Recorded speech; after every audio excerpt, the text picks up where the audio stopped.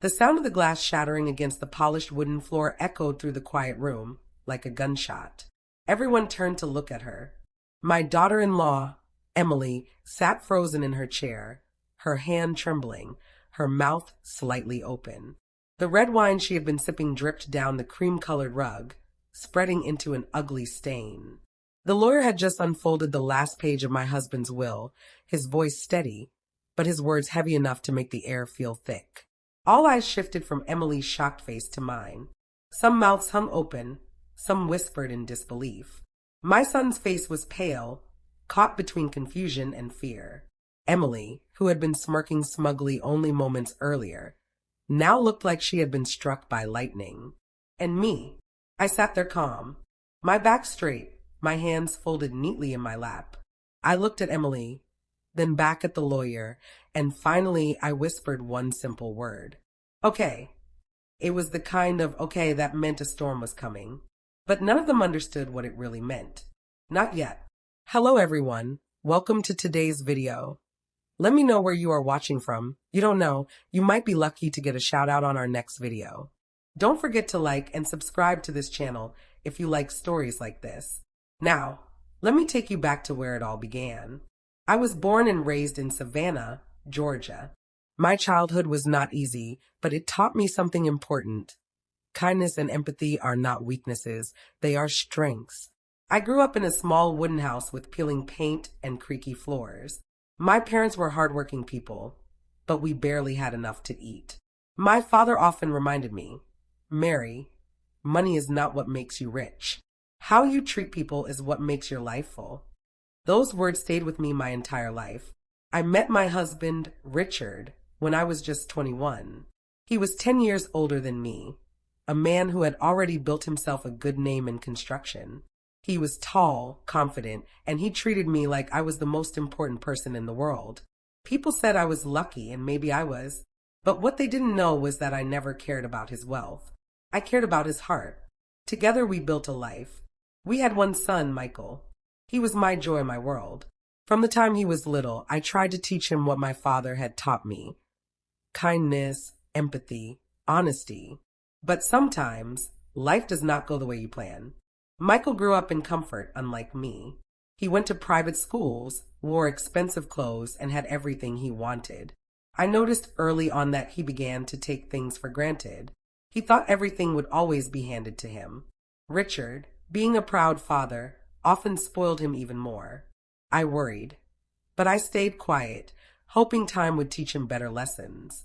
And then Michael met Emily. Emily was beautiful. Long blonde hair, a smile that could light up a room, and eyes that seemed innocent at first glance. But a mother always knows. Behind that sweet smile, I saw something else. Hunger. Not hunger for love, not hunger for family, but hunger for money and status. The first time she came to our house, she barely looked at me. She clung to Michael's arm and only spoke about vacations, jewelry, and big houses. My heart sank, but Michael was in love. He told me, Mom, Emily is perfect. You'll see. I wanted to believe him. I wanted to trust his choice. But deep down, I feared I knew how this story would play out. For years, I tried to accept Emily. I invited her to dinners. I bought her birthday gifts. I treated her like a daughter. But she was never satisfied. She would drop little comments about how my house wasn't as big as her friends, or how the jewelry Richard gave me looked old-fashioned. Sometimes she even laughed at me when she thought I wasn't listening. One night, I overheard her talking to Michael. She said, Once your dad passes, everything will be ours. Your mom will be too old to manage anything. We'll take care of it. Those words cut me deep. Not because she wanted the money, but because she saw me as disposable. Still, I stayed quiet. I chose kindness, even when it hurt. But then Richard got sick. It was cancer. A cruel, slow disease that drained the strength out of the man I loved. I stayed by his side every day. I fed him, cleaned him, held his hand when he was in pain. Michael and Emily came sometimes, but not often.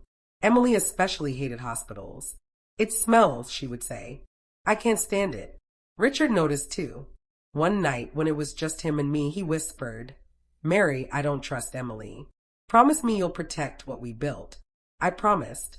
That promise changed everything. The day of the will reading came after Richard passed away. It was a sunny afternoon, but the house felt heavy with grief and expectation. The lawyer sat at the long wooden table, papers neatly stacked in front of him. Michael sat beside Emily, holding her hand. She was dressed in black, but her eyes sparkled with excitement. She thought she had already won. When the lawyer began reading, she leaned back in her chair, smirking. She nodded when he mentioned the properties, the accounts, the businesses. She thought it was all hers. I watched her carefully, saying nothing. But when the lawyer unfolded the last page, her smile cracked. The words he read turned her face pale. She dropped her glass of wine, the liquid spilling across the rug like blood. She screamed. Everyone gasped. And I just sat there and said, "Okay. Now, you might be sitting there wondering, what did the will say? Why did Emily scream? Why was I so calm? That's what I'm about to tell you. But before I do, let me remind you of something. You're here watching this story because you love suspense, because you love justice, and because you want to know what happens when life takes unexpected turns. If you are watching this without subscribing, ask yourself this. What if you miss the next part of this story? What if everyone else finds out the shocking truth before you do? Don't let yourself be left behind. Subscribe now because I promise you, the storm has only just begun. As I sat there that day looking around the room at shocked faces, my mind drifted back to the very first time I saw Emily smirk.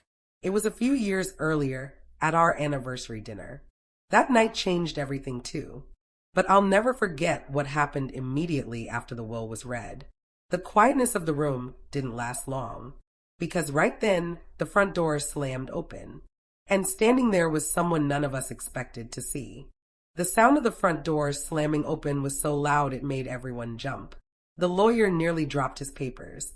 Emily, still clutching at the edge of the table with her face pale from what she had just heard, whipped her head around toward the hallway. And there he was. A tall man in a dark suit stepped into the room.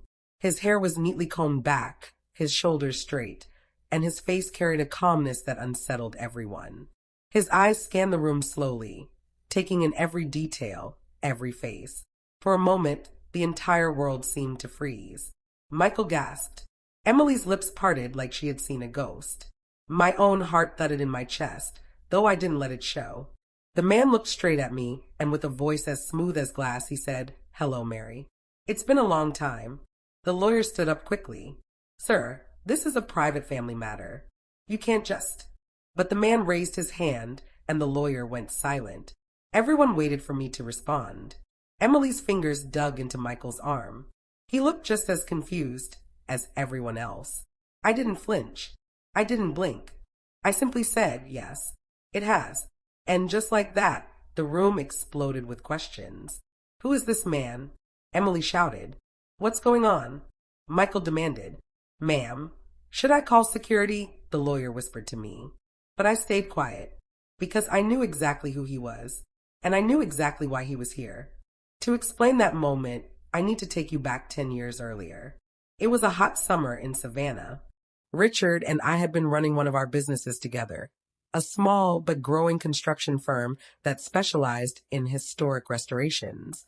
One afternoon, a young man had come to the office. His name was Daniel. He was a college graduate, hungry for work, with big dreams but no money. He asked for a chance, even if it meant sweeping floors or fetching coffee.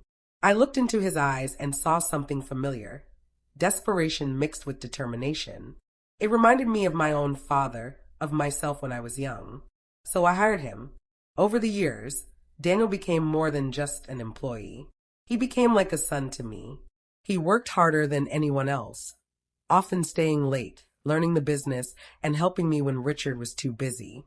He showed respect, kindness, and gratitude, qualities that seemed to fade from Michael the older he got. Of course, Emily despised him. She thought he was beneath her. She once called him the office boy, even though by then he was already running major projects. I scolded her for it, but she only laughed. Richard noticed too. He once told me, if I could bet on anyone to carry on my legacy, it wouldn't be Michael. It would be Daniel. Those words stuck with me. So, when Daniel walked through that door on the day of the will reading, I knew exactly what was about to happen. But Emily didn't. Her face twisted with anger. What is he doing here? He doesn't belong here.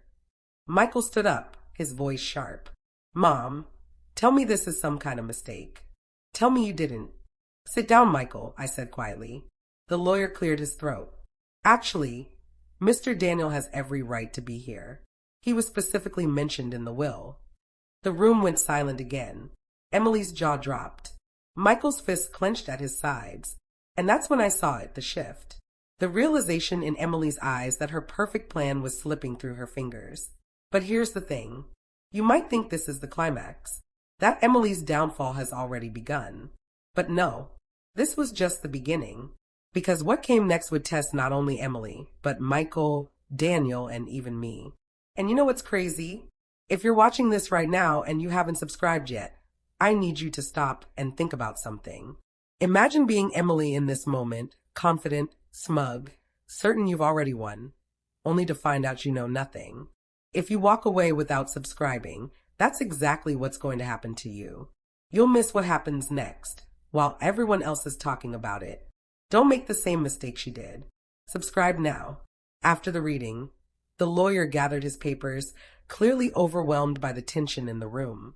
I suggest we reconvene tomorrow, he said. There's more to go over. Emily refused. She slammed her hand on the table. No, we finish this today. But I stood. No, Emily. Tomorrow.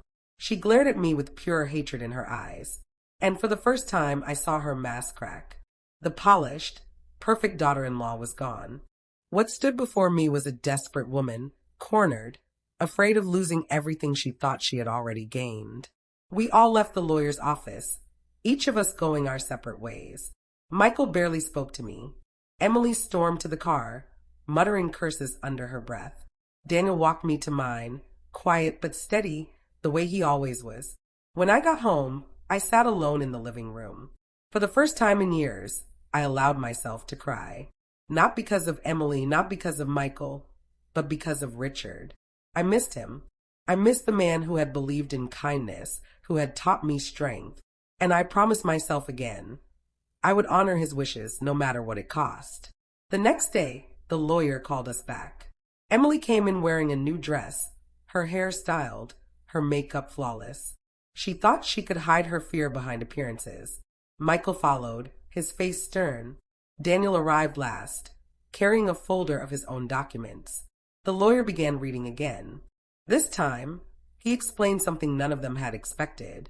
Richard hadn't just left his wealth to be divided. He had left behind conditions. Conditions that had to be met before anyone could claim a single dollar. Emily leaned forward, her eyes wide.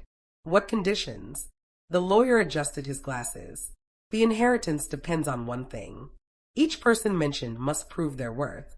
Not by words, not by promises, but by action. Emily frowned. That's ridiculous. What kind of condition is that? The lawyer looked directly at her.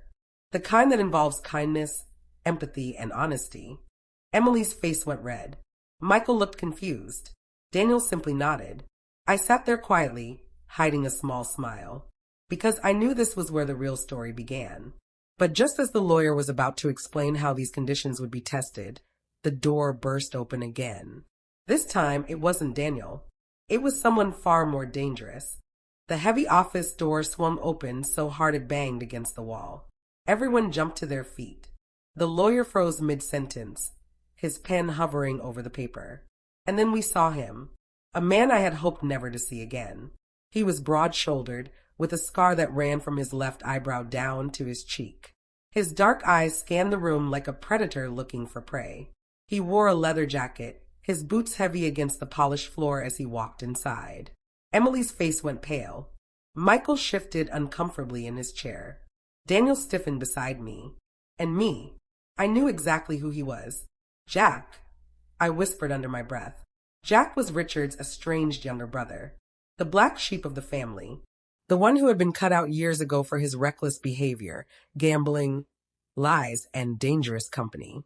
He had disappeared after losing thousands of dollars from one of Richard's businesses, money he had stolen and blown in Atlantic City. Richard had forgiven many people in his life, but never Jack. And yet here he was. Well, well, Jack said, his voice dripping with mockery. No one thought to invite me to the party? The lawyer cleared his throat nervously. Mr. Jack, you were not listed as a beneficiary. Jack slammed his hand on the table, making the glasses rattle. Beneficiary or not, I have a right to be here. Richard was my brother. Michael leaned forward, his voice tense. What do you want? Jack's eyes flicked to Emily, and for the briefest moment, I saw something pass between them. Something that made my stomach twist. I want what's mine, Jack said simply. The room filled with tension so thick it was hard to breathe. The lawyer fumbled through his papers, clearly flustered. Mr. Jack, I assure you, your brother's will is clear. You are not entitled to. Shut up, Jack snapped. Emily reached for Michael's hand, but her eyes never left Jack. And that's when I knew. This wasn't the first time they had seen each other. Sit down, Jack, I said firmly. His gaze snapped to me, sharp and cold. Still bossing people around, Mary? Just like old times. The lawyer looked terrified. Daniel stood protectively at my side, his fists clenched. I stayed calm, but inside my heart was pounding. Not because I was afraid of Jack, but because I knew his presence meant trouble far beyond this will reading. After several minutes of shouting, the lawyer finally convinced Jack to leave for now. But not before Jack leaned down close to Emily and whispered something in her ear. I saw her flinch, her face tightening, but she quickly masked it with a fake smile. As soon as he left, the lawyer sighed, wiping sweat from his forehead. We need to continue. Let's just ignore that interruption. But how could I ignore it? My mind was racing. Why had Jack shown up now of all times? And why did Emily look so shaken after his whisper? The lawyer continued with the reading, explaining the conditions Richard had left.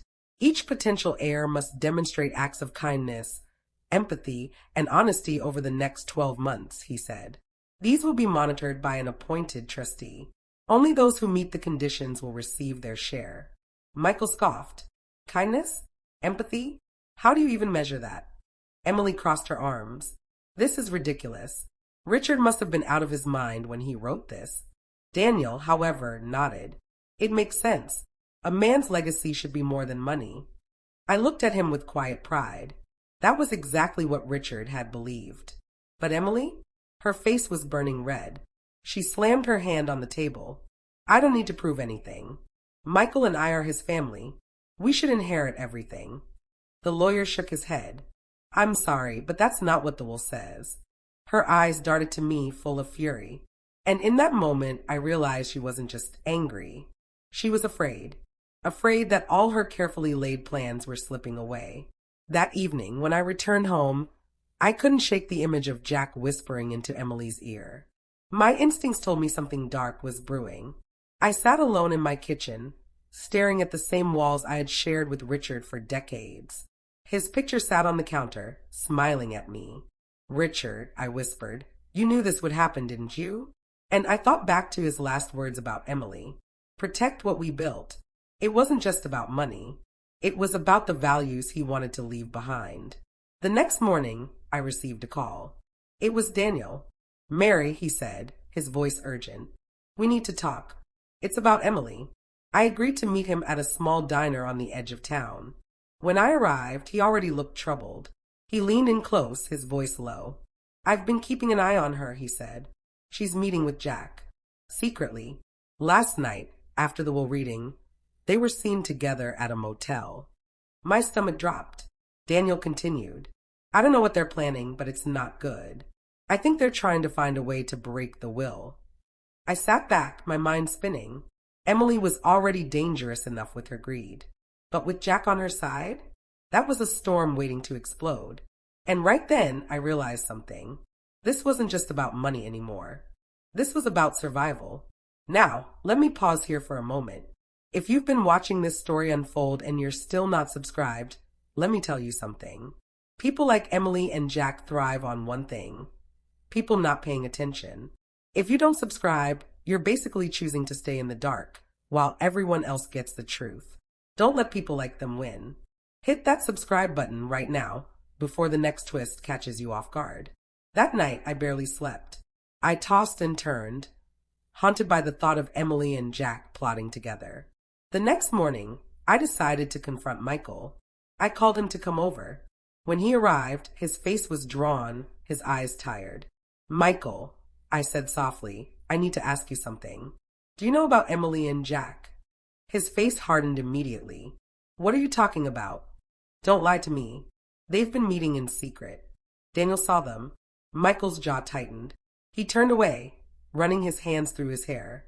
"Mom, I don't want to believe it, but I've noticed things too. The phone calls late at night. The excuses. My heart broke. For all of Michael's flaws, he was still my son. And now he was caught in a trap of his own wife's making. "Michael," I said, placing my hand on his arm, "you have a choice. You can either stand with her, or you can stand for what your father believed in." Tears welled in his eyes, but he didn't answer. He just walked out of the house, slamming the door behind him. I thought that was the end of it for the day. I thought things couldn't get any worse. But I was wrong. Later that night, as I was locking the doors, I heard footsteps outside my house. Heavy, deliberate footsteps. I peered out the window and froze. Standing in my driveway was Jack. And he wasn't alone. Emily was right beside him. The night was silent, except for the sound of crickets outside. My heart pounded in my chest as I watched from behind the curtain. Jack stood in my driveway, his bulky figure casting a long shadow under the porch light. And beside him was Emily, her face pale but her eyes burning with determination. I tightened my robe and forced myself to stay calm. This was my home, Richard's home, and I wasn't about to let either of them scare me. I unlocked the door slowly and stepped outside. The cool Georgia air brushed against my skin, but my blood was boiling. "What do you want?" I asked, my voice steady. Jack smirked, tilting his head. "Just a friendly visit." Emily crossed her arms, glaring at me. "Cut the act, Mary. You know why we're here." I raised an eyebrow. "Enlighten me." Jack took a step forward, his boots crunching on the gravel. "We know about the conditions in the will, and we know you had something to do with it. Richard would have never left me out completely unless you poisoned his mind." I held my ground. Richard made his choices long before he passed. If you're angry, be angry at your own mistakes. Emily's voice cracked with rage. "Don't play innocent. You're trying to steal everything that should be ours, but we're not going to let you." For a moment, the three of us just stood there, the tension thick as smoke. Then Jack leaned closer, his voice dropping low. "You have no idea what you're up against, Mary. Walk away while you still can, or things might get messy." I could have shouted. I could have called the police right then. But instead, I took a deep breath and smiled. "Messy," I said calmly. "Jack, my whole life has been messy. I've survived things you couldn't even imagine. If you think you scare me, you're wrong." Emily sneered. "You think you're so noble, don't you?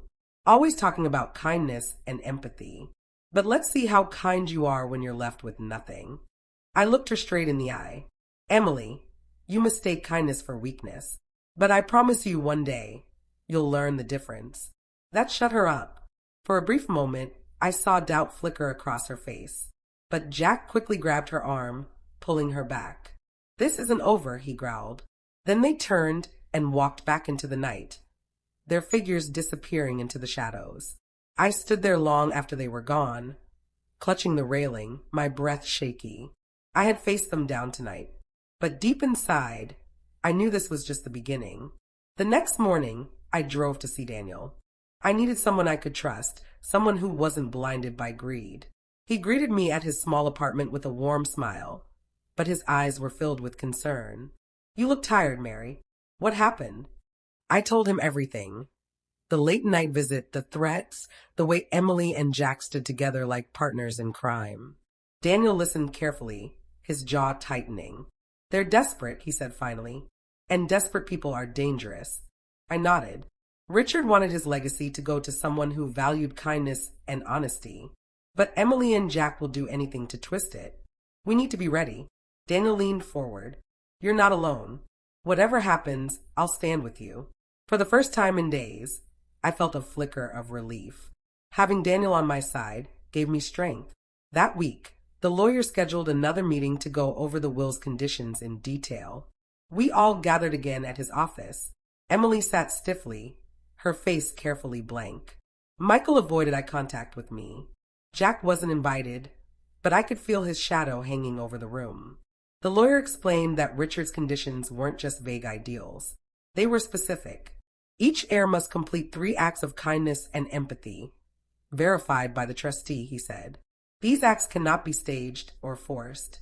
They must be genuine. Emily rolled her eyes. What is this? A charity contest? How do you even prove kindness? The lawyer adjusted his glasses. By impact. By the lives touched.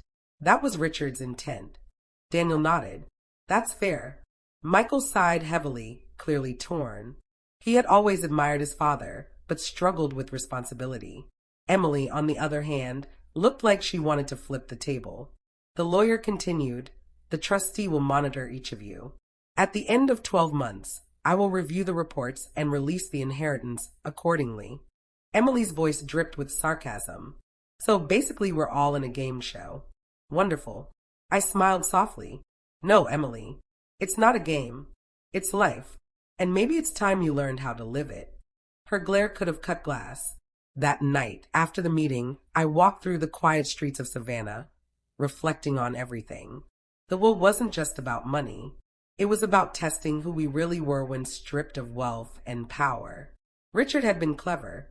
He knew Emily's greed, Michael's weakness, Jack's recklessness, and he had created a plan that would expose them all. I whispered to myself, you always were smarter than all of us, Richard. But deep inside, I knew this wasn't going to be simple. People like Emily and Jack didn't play fair. They would cheat, lie, and destroy anyone in their way. And if I wasn't careful, I could be their next target. Now, I know you're sitting there wondering how this story is going to unfold. You're probably gripping your seat, thinking about Emily and Jack scheming in the dark. But here's the truth. If you're not subscribed yet, you're making a mistake. Because the next twist is coming, and if you miss it, you'll regret it. Imagine finding out in the comments what happened next instead of seeing it yourself. Don't be that person. Subscribe right now. 2 days later, I got a call that shook me to my core. It was from the lawyer's office. Mrs. Walker, his secretary said, her voice trembling. You need to come quickly. There's been an incident. My hands gripped the phone so tightly I thought it might break. What kind of incident? She hesitated. It's about Mr. Daniel. My heart stopped. I rushed to the office, my mind racing with worst-case scenarios. When I arrived, I found Daniel sitting in a chair, his face bruised, his shirt torn. The lawyer stood nearby, looking horrified. What happened? I cried, rushing to his side. Daniel looked up at me, his voice weak but steady. Jack happened. He jumped me outside my apartment. Said this was my last warning to stay out of it. My blood ran cold. Emily and Jack weren't just plotting anymore. They were attacking. And I knew then this was war. The sound of Melissa's screams still rang in my ears, as if the walls of that office had trapped it and refused to let it fade. Everyone had turned their eyes to her, their mouths slightly open, stunned at the sight of a woman who had been smirking only moments ago now crumbling like wet paper. The broken glass glistened on the floor, champagne dripping across the polished wood, tiny rivers sparkling under the fluorescent light. But I didn't move. I stayed still. Calm. My fingers were folded neatly in my lap, and I looked straight at the lawyer as though Melissa's breakdown was nothing more than a gust of wind rattling the window. Okay, I had said. 2 letters, 1 word, but enough to make the entire room shift its attention toward me. They didn't understand yet. Not my nieces, not the neighbors who had come to gawk, not even my son, David, especially not Melissa. Her scream broke into ragged sobs, and her knees buckled until she was crouched on the floor, clutching her hands to her face. She looked like a child who had just discovered that the candy jar was empty. Read it again, she shouted suddenly, pointing at the lawyer with a trembling hand. That's not possible. You must have made a mistake. My husband told me, he promised me. Her words caught in her throat as if she couldn't bear to finish them. The lawyer looked at her with professional pity. His voice didn't waver. Mrs. Carter, I assure you, there are no mistakes in this document. Your father-in-law was very clear in his intentions. And then silence again.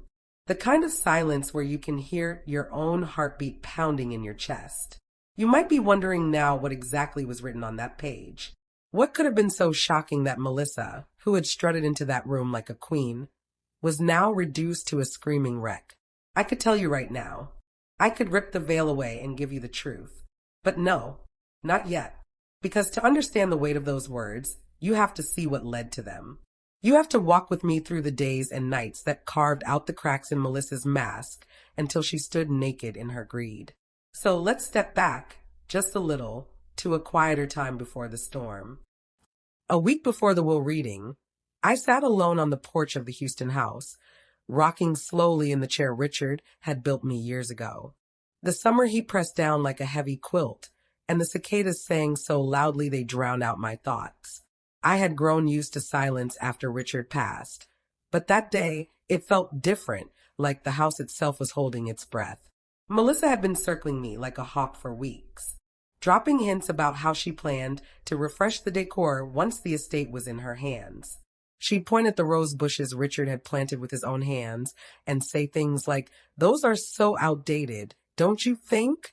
I smiled politely, but inside, my heart tightened with every careless word. Later that same evening, David came to visit. He looked tired, his shoulders slouched, his tie loose around his neck. He sat beside me on the porch and sighed. "Mom, Melissa's been stressing a lot about the will," he said softly. "She wants reassurance." I turned my head slowly to face him. "Reassurance about what, David?" "That greed is rewarded." His face tightened. He rubbed his temples. "Please don't start. She's just nervous. She wants security." I leaned closer, my voice dropping to a whisper. "David, I need you to listen carefully. The choices you've made, they blind you. But your father saw clearly. And when the time comes, you'll understand." He didn't answer. He just stared out at the fading sunlight as if trying to avoid the weight of my words. That was the last calm moment before the storm. The next morning, the storm arrived. I was in the kitchen making tea when I heard the front door slam open. Melissa barged in, her face red, her voice already raised. "Where is it?" she snapped, slamming her purse onto the counter. "Where is what?" I asked, stirring sugar into my cup with slow, deliberate motions. "The will," she shouted. "I know you've seen it. You're hiding something." I chuckled softly, not out of humor, but out of disbelief at her audacity. "Melissa, the will isn't a child's diary you can peek into whenever you want. It's a legal document. None of us see it until the lawyer reads it." She stepped closer, her eyes wild. "Don't play dumb with me. I know Richard left everything to David, and when David has it, it's mine. So if you think you can stand in my way, think again." Her words were poison, but her voice shook. I set my spoon down and looked at her directly. "Melissa," I said calmly, "be careful with the words you choose. Sometimes words come back sharper than knives." For a second, she faltered. Her mouth opened, then shut. And then she stormed out, slamming the door so hard the windows rattled. That was the moment I knew she was unraveling. And when people unravel, they reveal their true selves. Now back in that lawyer's office, watching Melissa on her knees with her mascara streaking down her face, I felt a strange mix of emotions. Sadness, because I knew she had never learned the value of kindness. Satisfaction, because cruelty had finally cornered her. But most of all, I felt anticipation, because what came next was going to change everything. The lawyer cleared his throat again, shuffled the papers, and said, "If everyone will allow me, I'll explain the final clause." Melissa's head snapped up, her eyes wide, her chest heaving. David leaned forward, his voice tense. "Final clause? What final clause?" And just as the lawyer opened his mouth to reveal it, the office door burst open. Everyone turned, and standing there was a man none of us had expected to see that day. A man who should have had no reason to be there. And the sight of him made Melissa's face drain of color completely. Her lips trembled. "No, not you." The room erupted into whispers. And in that moment, I knew this was only the beginning. The air inside that lawyer's office felt like it had frozen. Every whisper died as soon as it was spoken. All eyes fixed on the doorway, where a tall figure stood, broad-shouldered, sharp-eyed, and calm in a way that made the room feel smaller. Melissa's mouth fell open, her painted nails clutching the arm of the chair, as though she needed it to keep from sliding to the floor. Her voice was hoarse when she finally spoke. "What are you doing here?" The man didn't answer right away. He stepped forward, his shoes clicking softly against the wooden floor. He carried no briefcase, no papers, just the weight of his presence. I sat very still, though inside my chest my heart was beating like a drum. I knew him. Of course I knew him. And so did Melissa. This was no stranger. This was Alex. Not just anyone named Alex. This was Richard's godson. The boy Richard had raised like his own during a time when his parents were gone. I hadn't seen Alex in nearly 20 years.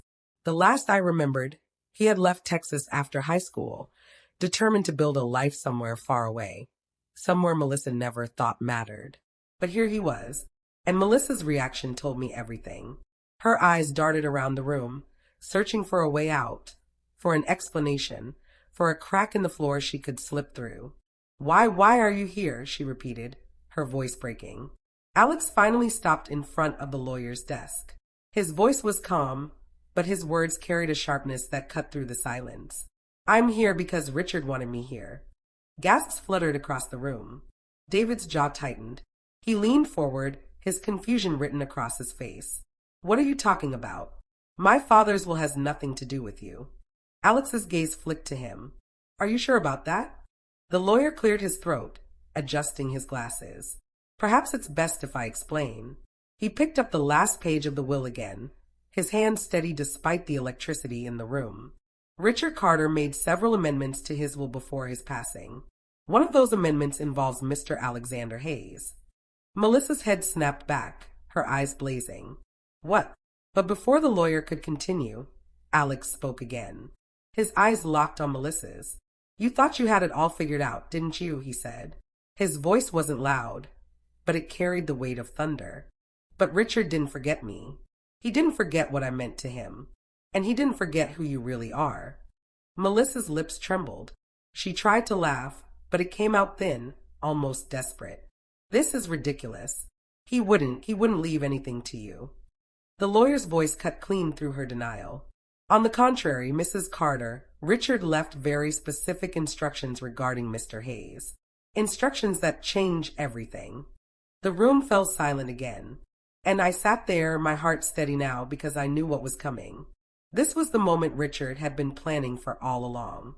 The lawyer shuffled the papers and began to read aloud, but I didn't hear the words as much as I watched Melissa's face. Her smirk was gone, her confidence shattered. She looked as though the ground had been ripped out from under her. David rubbed his forehead, his confusion deepening. "Mom, what is this?" But I didn't answer. Not yet. Because this was only the beginning of Melissa's unraveling. And sometimes, the best revenge is not quick. It's slow. It's deliberate. It makes the guilty choke on their own certainty. The lawyer finished reading the clause, and when he placed the paper back on the desk, the entire room erupted into chaos. Melissa screamed again, this time louder, her voice ragged, her fists pounding against the arm of her chair. David stood up, his chair scraping across the floor. "This can't be right. There has to be a mistake." But there was no mistake. Richard had made sure of that. I leaned back in my chair, folded my hands neatly again, and whispered softly, so softly that only Melissa could hear. "Okay." She froze, her eyes snapping to mine, wide with fury and fear. And in that moment, I knew she realized the truth. Her empire of smirks and arrogance had just begun to crumble. But the worst part? This was only the first stone, because what was coming next would make today look like nothing. The lawyer cleared his throat again, trying to calm the room. "Please, everyone, let's proceed in order. There are still conditions that must be explained."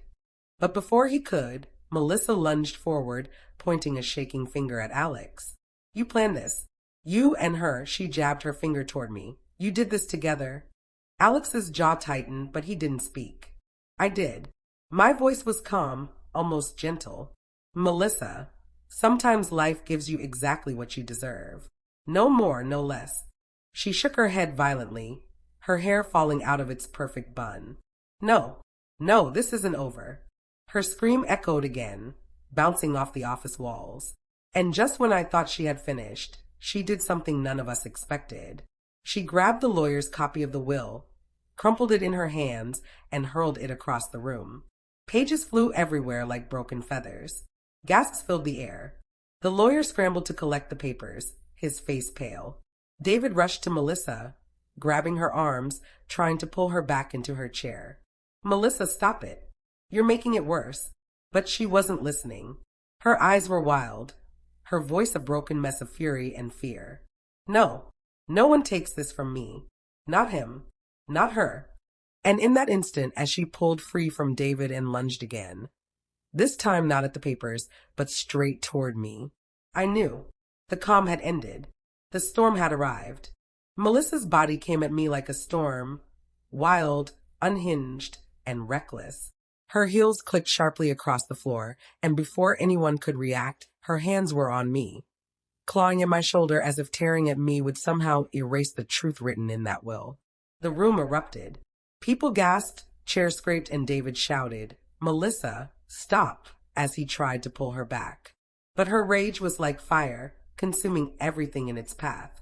I didn't fight her. I didn't even flinch. I sat there, my hands folded in my lap, my eyes steady on hers. That's what unnerved her most. Because no matter how hard she pulled, no matter how much she screamed, I did not move. Her nails dug into my sleeve, tearing the fabric, her voice shrill in my ear. "You old witch. You ruined everything." Finally, Alex stepped in. His strong arms grabbed her from behind, yanking her away with one swift motion. Melissa kicked and flailed like a trapped animal, but Alex held firm. "Enough," he growled, his voice low but deadly serious. The lawyer, pale as chalk, scrambled behind his desk, clutching the remaining pages of the will to his chest like a shield. The other relatives, wide-eyed, whispered furiously among themselves. David's face was red with shame and panic. "Melissa, what are you doing?" She jerked in Alex's grip, her hair tumbling down around her face, her eyes wild. "They're lying, David. Don't you see? They're lying to destroy us." Her words were desperate, but no one in that room believed her anymore.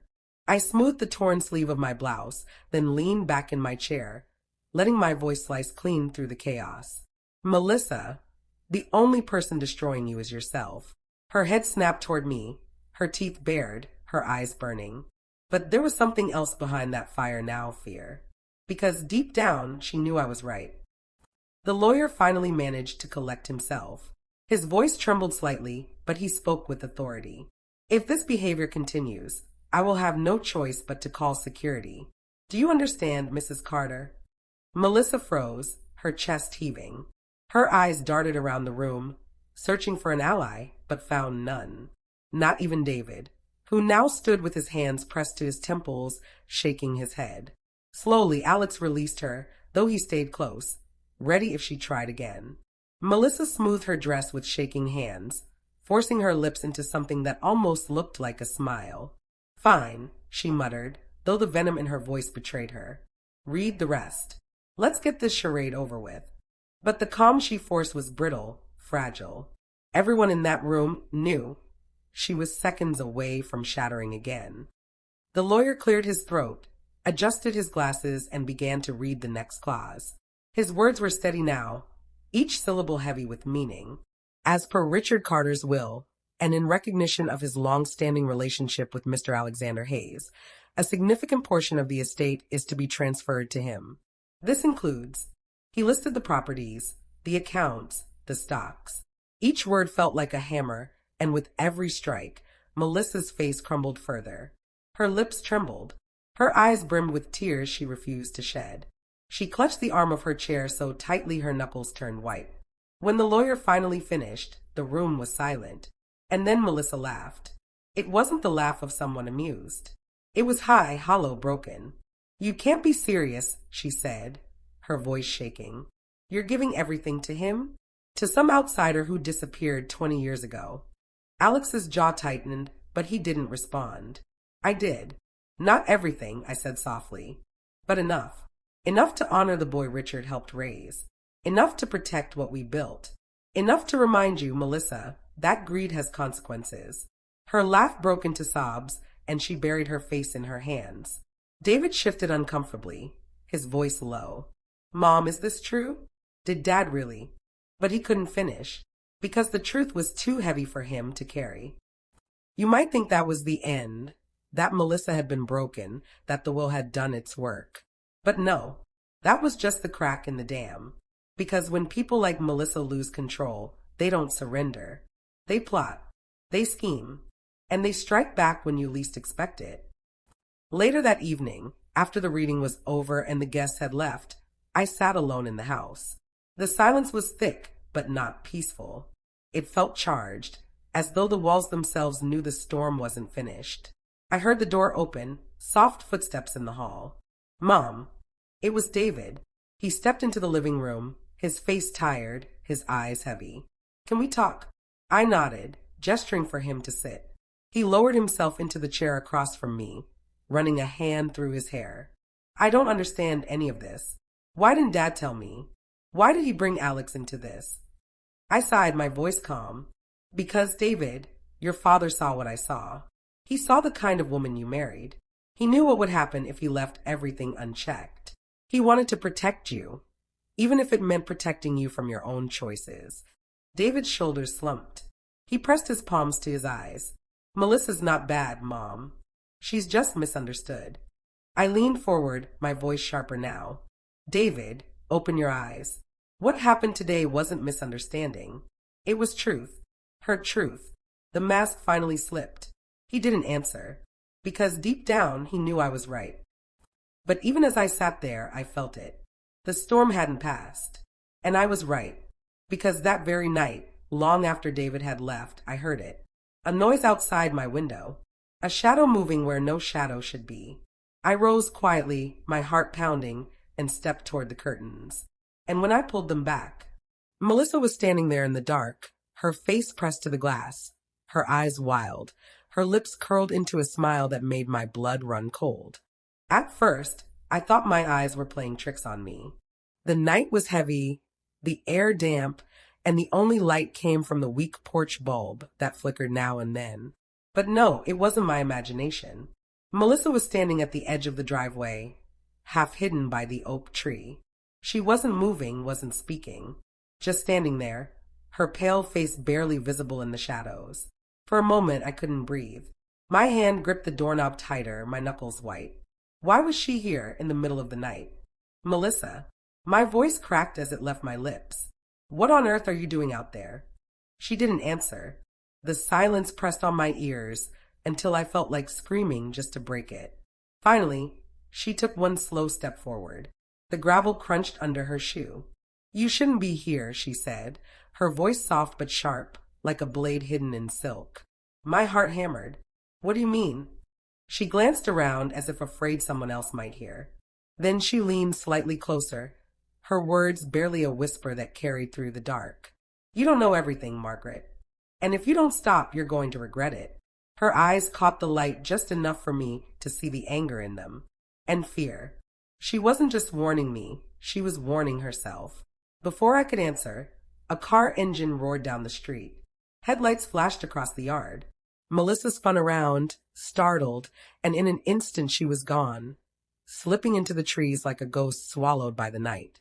I stood frozen, the sound of the car fading, the darkness swallowing the silence again. My hands trembled as I shut the door, locking it tight. I leaned against the door, my chest rising and falling fast. Melissa's words echoed in my head. You don't know everything. You're going to regret it. What didn't I know? What was she hiding? The next morning, the air felt heavier than usual. Ethan noticed. He sat across the table, chewing his cereal slowly, his eyes on me. Grandma, he said, you didn't sleep last night, did you? I shook my head, my spoon untouched in my bowl. No, darling, not much. Was it Claire again? I hesitated. How could I tell him it wasn't Claire this time, but Melissa, his own wife, standing in the dark, warning me like an enemy? My lips pressed together. Something like that. His brow furrowed, but he didn't press further. He was a good boy that way, sensitive, respectful. But I could see the worry eating at him. That was the low. the weight of doubt settling in my bones, the questions I couldn't answer. Melissa wasn't just greedy. There was something else. Something deeper, darker. I tried to busy myself with chores, folding laundry, sweeping the kitchen, watering the plants Daniel had loved so much. Anything to keep my mind from circling back to that shadowed figure under the oak tree. But it didn't work. Every quiet moment was filled with her voice. You don't know everything. By afternoon, I knew I couldn't stay silent. I had to understand what Melissa meant. So I decided to pay a visit. Her house sat on the other side of Franklin, in one of those neighborhoods where the lawns were trimmed too neatly and the neighbors watched from behind curtains. I parked 2 houses down and walked the rest of the way. My heart thudded with every step. When I reached her porch, I froze. The curtains were drawn, but through a small gap, I could see her pacing. She wasn't alone. She was on the phone, her hands flying as she spoke. No, I told you it's not enough, she hissed. I need more proof. If this comes out, I'm finished. My breath caught. Who was she talking to? Proof of what? I leaned closer, careful not to make a sound. Yes, I'm meeting him tomorrow night, she continued, her voice sharper. He promised me the documents. Once I have them, she won't be able to touch a thing. My stomach dropped. Documents? Meeting someone? Melissa wasn't just riding on Claire's greed. She had her own scheme, her own secrets. I stepped back quietly, my pulse racing. I had heard enough. I turned and hurried away, my mind spinning. By the time I reached my car, my hands were shaking so badly I dropped my keys twice before I could unlock the door. Whatever Melissa was planning, it wasn't small. And if she got those documents, everything Daniel and I fought for could be torn apart. That night, I couldn't eat, couldn't sleep. I sat by the window, the house dark and quiet, waiting, thinking. When the clock struck midnight, the sound of footsteps on the porch jolted me upright. My heart leapt to my throat. Slowly, I crept to the door and peeked out through the curtain. There was an envelope on the welcome mat. No footsteps, no figure, just the envelope. I hesitated, then unlocked the door and snatched it up, my hands trembling. I tore it open under the dim light of the lamp. Inside was a single photograph. It was of Daniel, but not the Daniel I knew. This photo was taken in a hospital room, weeks before he died. He looked weak, his face pale. And standing at his bedside was Melissa. Her hand was on his arm, and he was signing something. I gasped, my knees nearly giving way. My husband, sick, frail, moments from death, had been made to sign papers, and Melissa had been there to guide his hand. The photo slipped from my fingers and fluttered to the floor.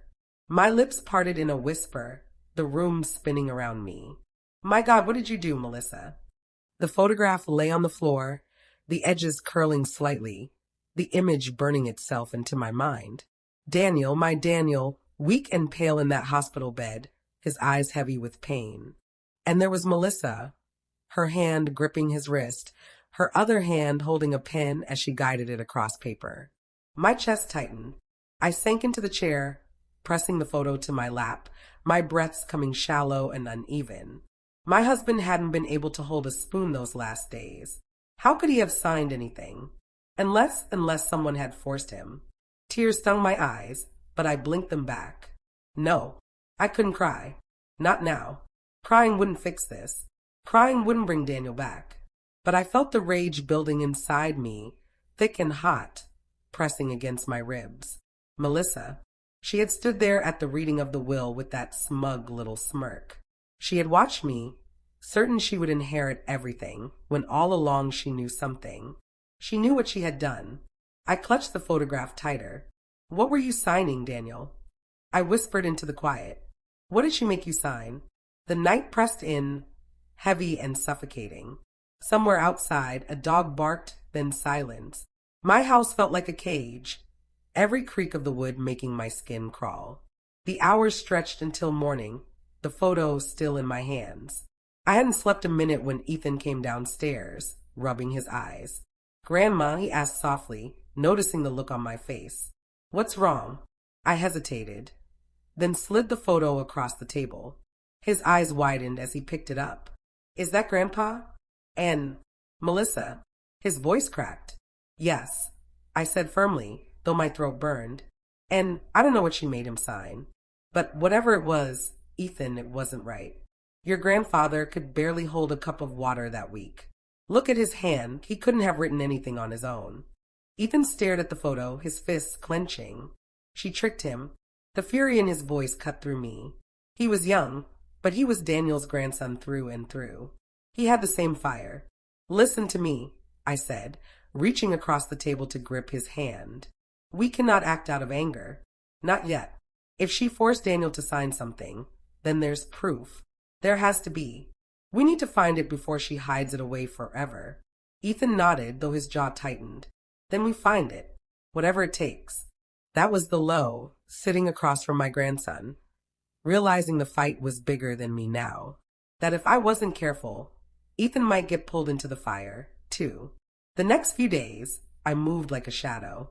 Every chore, every errand, every step through the town of Franklin felt like part of a larger plan. I listened closely when people whispered in the grocery store aisles, when they muttered at the gas station, when they leaned across fences with gossip heavy on their tongues. And I noticed something. Melissa wasn't showing her face as much. The bold, confident smirk was gone. She was hiding. But then came the high. 3 nights later, I found another envelope on my porch. My pulse spiked, and I ripped it open with shaking hands. Inside was not a photo this time, but a copy of a document. My stomach lurched as I scanned it. It was an amendment to Daniel's will, dated just 2 weeks before he passed.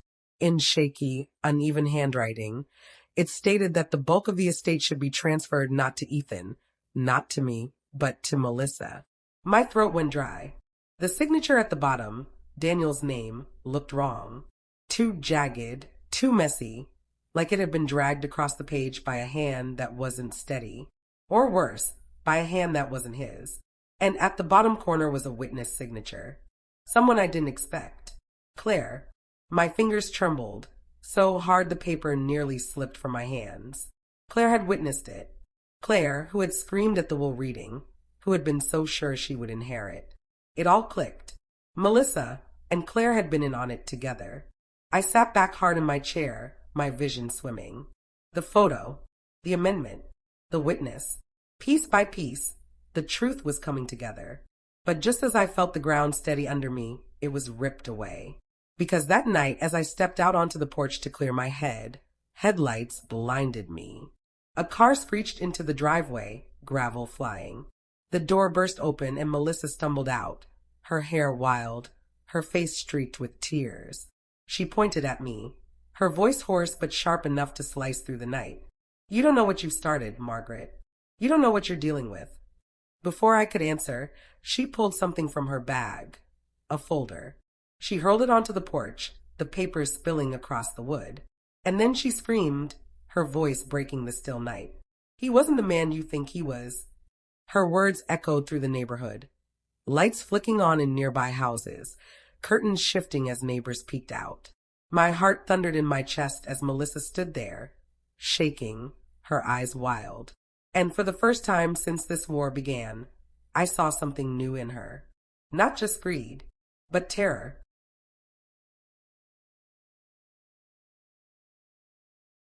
The words rang in my ears long after Melissa's voice cracked into silence. She stood at the bottom of the porch steps, chest heaving, her eyes glinting like a cornered animal. Papers fluttered across the wood, caught by the night breeze, sliding against my slippers. For a long moment, I didn't move. Neither did she. The neighborhood was holding its breath. Lights glowed in windows, faces peeked from behind curtains, but no one dared step outside. Slowly, I crouched and picked up one of the pages. My fingers trembled as I held it under the porch light. It wasn't Daniel's handwriting. It wasn't even legal paperwork. It was a letter. A letter in Melissa's messy scrawl. The first line froze me. Margaret doesn't know the truth about him. If she finds out, she'll destroy everything. My chest tightened. I looked up at Melissa, who was now sobbing, her hands clutched to her head. What is this? I demanded, my voice sharper than I intended. She laughed through her tears, a broken, bitter laugh. You think Daniel was perfect. You think he was some saint. But he wasn't. He had secrets, Margaret. And I know them. Her words cut deep, but I refused to flinch. You're lying. This is another game. No, she screamed, stepping closer, her voice cracking. I was there. I saw what he did. Grandma. Ethan's voice sliced through the night. He burst through the front door, rushing to my side. His eyes darted to Melissa, then to the scattered papers. What's happening? What's she doing here? Melissa's face twisted. Ethan, you don't know your grandfather the way I did. He wasn't who you think he was. Enough. I snapped, my voice thundering louder than I'd expected. Not another word, Melissa. She froze, her lips trembling. The power in my voice seemed to shake her, but only for a second. Then her eyes hardened again, wild and unsteady. You'll see, she whispered, her voice almost a hiss. The truth always comes out. She turned and fled into the darkness, her car engine roaring seconds later as she tore away down the street. The neighbors' curtains fell shut one by one, the street falling quiet again, leaving only the papers scattered like fallen leaves across my porch. Ethan bent down, gathering them up, his hands shaking. Grandma, what is this? I pressed a trembling hand to my forehead. I don't know yet, but we're going to find out. That was the low. Standing there in the dark, with my grandson at my side, holding letters that dripped with venom. Letters that threatened to twist Daniel's memory into something ugly. We brought the folder inside. I spread the papers across the kitchen table, my eyes scanning line after line. Most of it was Melissa's ramblings, accusations scribbled without proof, notes of conversations I couldn't confirm, and claims about Daniel's business deals from years ago. But some pages made my breath hitch. Dates, names, bank transfers. Could it be true? Had Daniel hidden things from me? I wanted to believe it was all lies, a desperate attempt to tear down his legacy. But deep down, a crack of doubt had begun to form. Grandma, Ethan whispered, this doesn't make sense. Why would she have this stuff? Why wait until now? I looked at him, my heart aching. He deserved answers. He deserved the truth. But the truth wasn't clear yet. Because, Ethan, I said softly, fear makes people wait. And Melissa is afraid of something bigger than us. That night, I barely slept. I sat in Daniel's old study, the folder on my lap, staring at the shelves he used to organize so neatly. His favorite pen still sat in its holder. His handwriting still filled the spines of old notebooks. And yet, Melissa's voice wouldn't leave me. He wasn't the man you think he was. By dawn, I knew what I had to do. I couldn't fight shadows anymore. I needed answers. Real answers. The next day, I drove into Nashville to the office of Mr. Grant, our lawyer. I slammed the folder onto his desk, the papers spilling across the polished wood. Read them, I said firmly, and tell me the truth. He adjusted his glasses, flipping through the pages slowly, carefully. His brow furrowed deeper with each turn. After what felt like hours, he leaned back in his chair, exhaling hard. Margaret, he said gravely, this could ruin everything. If these claims are investigated and proven true, Daniel's estate could be seized. Melissa might not even get it. No one would. My stomach dropped. You're saying everything he built, everything he left behind, could disappear, he finished. But these are just papers. We need proof, real proof, before anyone can act on it. The question is, who else knows about this? And who's feeding Melissa this information? His words chilled me. Melissa wasn't acting alone. She was being supplied. Someone else was pulling strings.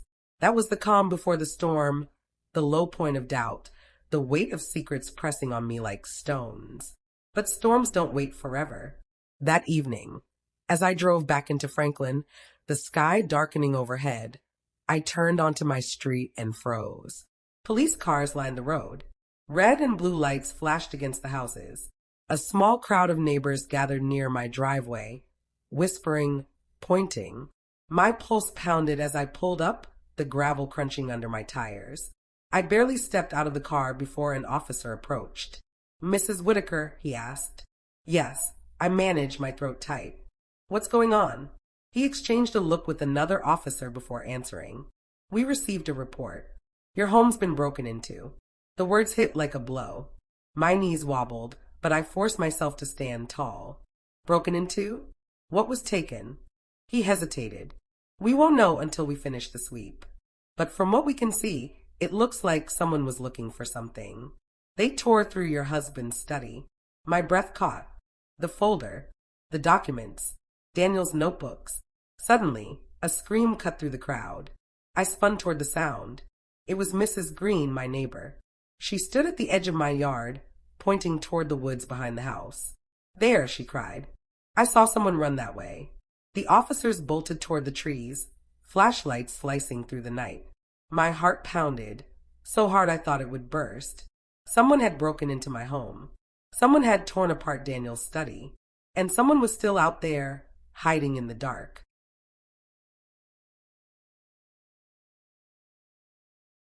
The night exploded with movement. Flashlights cut through the woods as the officers darted between the trees, their radios crackling with static and hurried commands.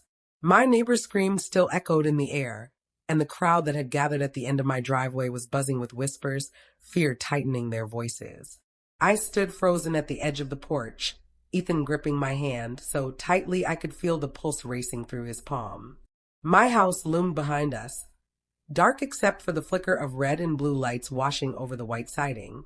The study, Daniel's study, the one room I thought was untouchable, had been torn apart. And now someone was running through the woods, carrying God knows what. Stay here, one of the officers barked as he disappeared into the trees. His flashlight beam bounced wildly, swallowed up by the thick Tennessee woods that stretched for acres behind our property. I couldn't breathe. Each second stretched longer, heavier.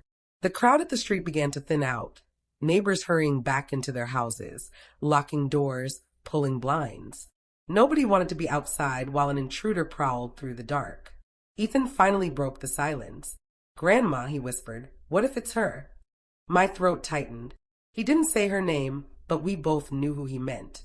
Melissa. "I don't know," I murmured, my eyes never leaving the tree line. "But whoever it is, they're desperate. And desperate people are dangerous." A shout cracked through the night. "There!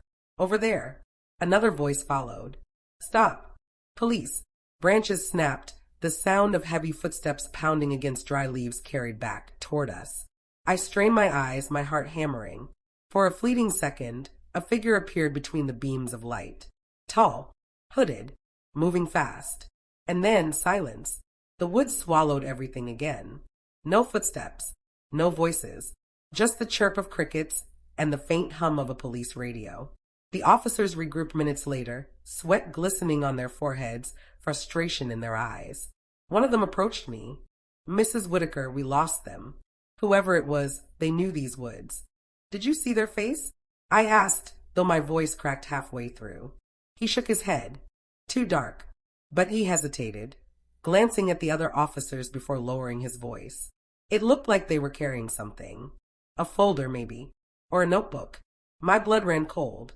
Daniel's study. His papers. The folder Melissa had left behind.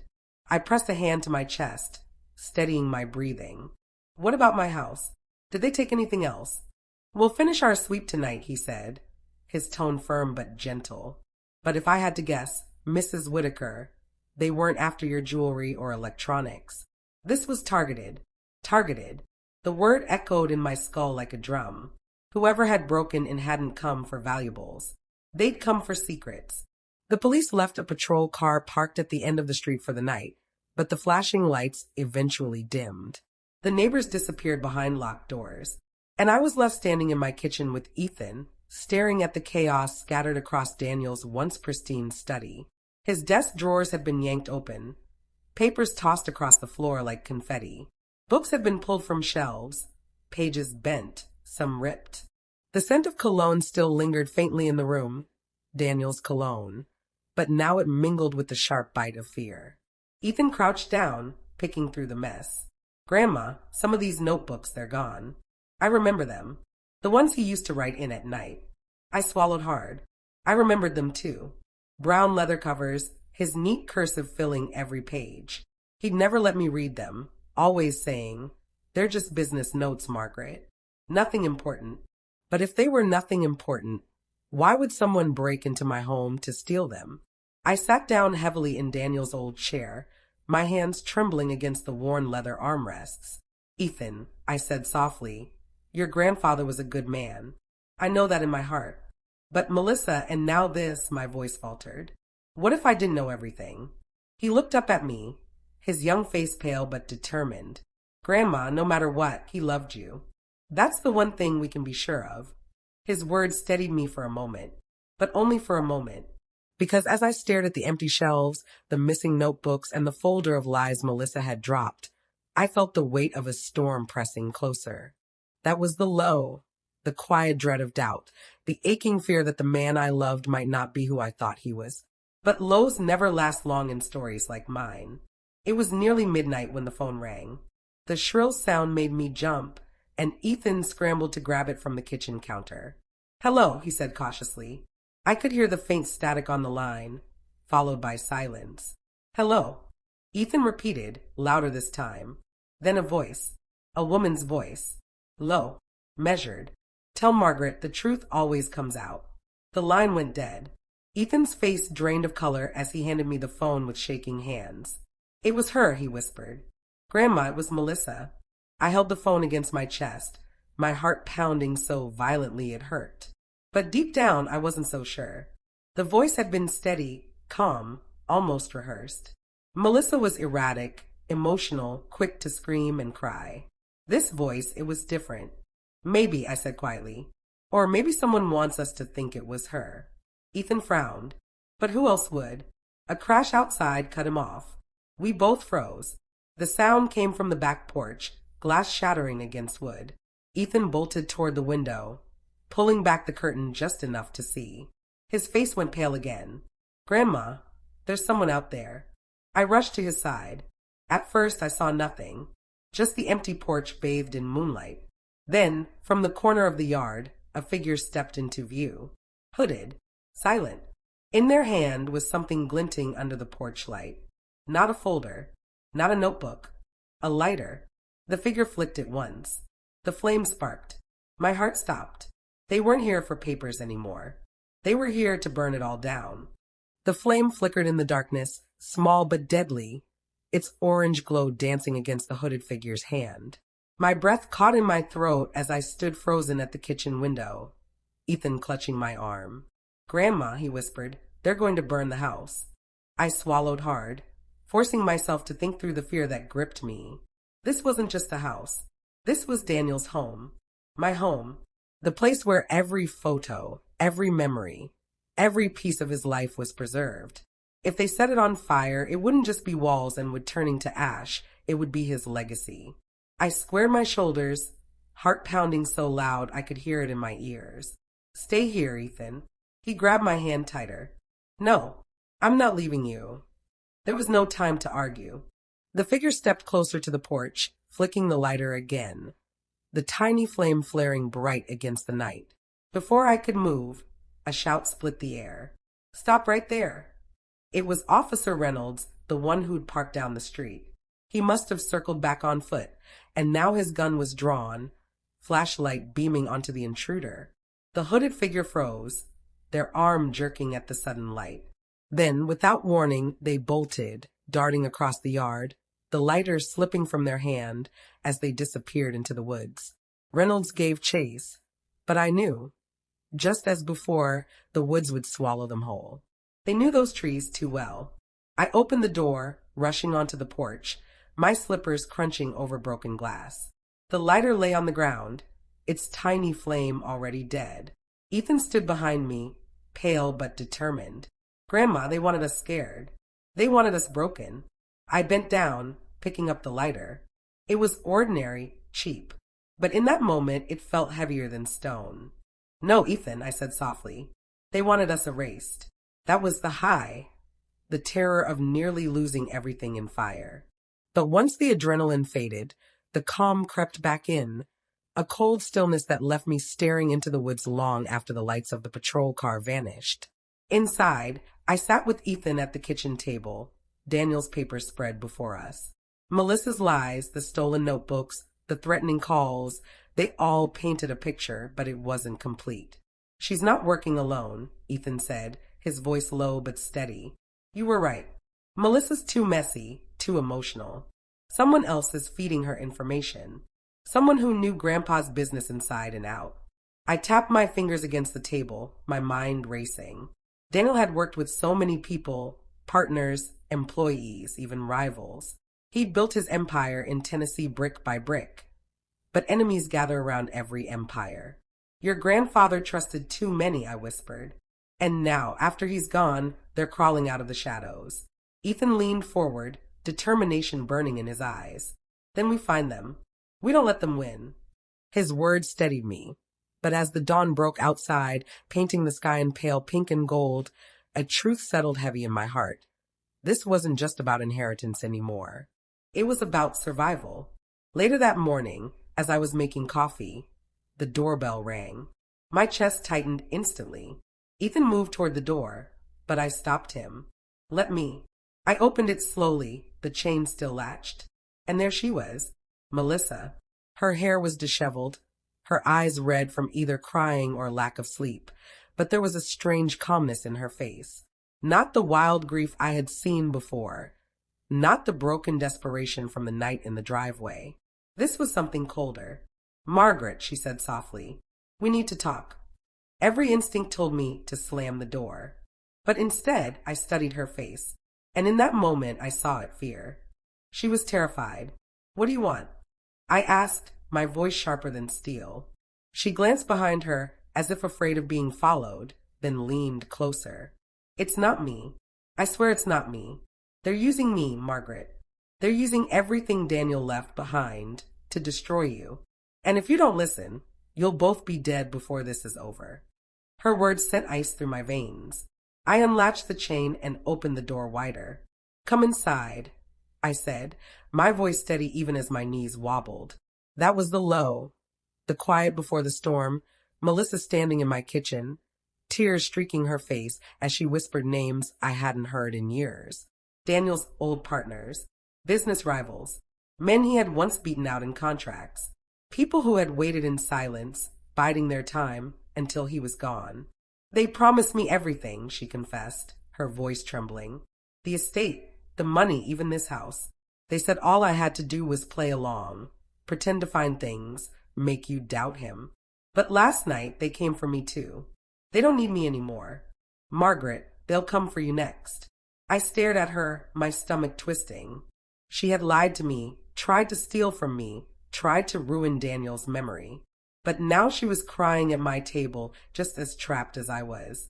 You should have thought about that before siding with snakes, I said coldly. She nodded, wiping her face with shaking hands. I know. And now it's too late. The air was thick with tension, Ethan sitting silently, his eyes darting between us. I wanted to believe Melissa, but doubt still gnawed at me. Was this another manipulation? Another trick? Before I could ask, a loud bang rattled the back of the house. All three of us froze. Another bang, closer this time. The sound of wood splintering. Ethan jumped to his feet. Grandma, get down, I snapped. The back door crashed open, the lock snapping clean off. Heavy footsteps stormed into the hallway, voices shouting. Not Melissa's shaky cries, not the erratic tone of someone unhinged. These were men, cold, controlled. I grabbed Ethan's arm, pulling him behind the kitchen counter. Melissa clutched the edge of the table, her eyes wide with terror.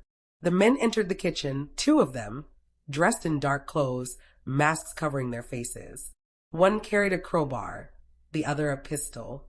My heart slammed against my ribs, but I forced myself to stand tall, shielding Ethan behind me.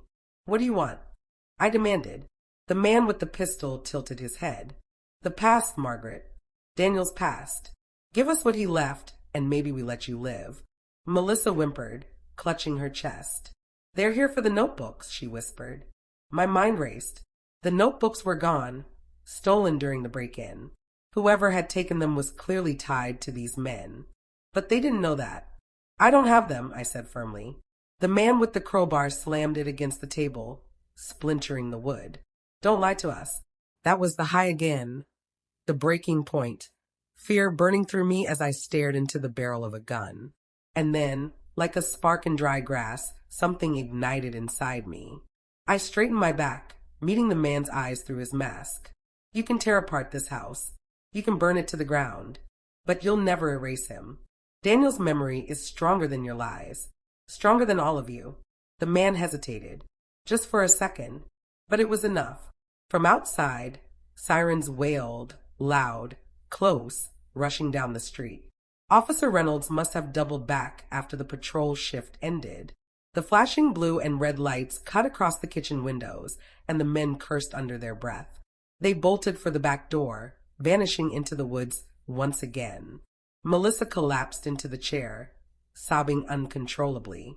Ethan clung to me, his body shaking. I stood there in the kitchen, heart hammering, staring at the broken door swinging on its hinges. They weren't done. This wasn't over. But neither was I. For the first time since Daniel's will was read, I felt no fear. Only fire. A fire burning inside me. Hotter than anything that lighter could have sparked. They wanted war. They were about to get it. And as the sirens wailed outside, I whispered the only word that mattered. Okay,